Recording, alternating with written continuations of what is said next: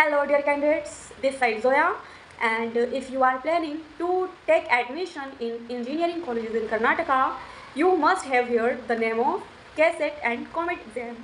In this video, we will talking about what is the actual difference between KCET and COMET entrance exam. So let's go. We understand in a simple way. KCET is conducted by the Karnataka Examination Authority. This is by a government body. COMET is conducted by a private association of Karnataka private colleges. KCET is mainly for students from Karnataka, but COMET is open to all students across India. Through KCET, you get admission in government and aided private colleges in Karnataka. Through COMET, you get access to over 200 plus private engineering colleges.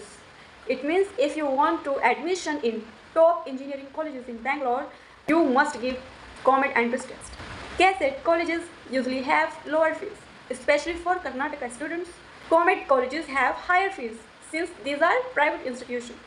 KCET is an offline exam, it means OMR sheet based, and the exam will be conducted in English and Kannada language. But COMET is online based test, it means CBT mode test will be conducted and the languages of exam is only English. Both exams test physics, chemistry and mathematics. KCET counseling is handled by KEA. COMET has its own separate counseling process. So, if you are from Karnataka and want a budget-friendly option, KCET is the better choice. But if you are from outside Karnataka, COMET is a great option to get into private colleges in the state. Now, we will talking about the total questions in exam.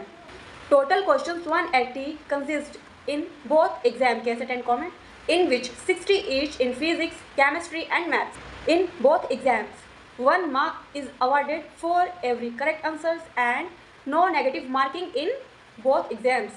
It is plus point for all students. If you found this information is helpful, do like and share this video and subscribe the channel Zoya Ansari Education, and let me know in the comment which exam are you planning to take. So see you again in the next video with new information. Thank you. Bye.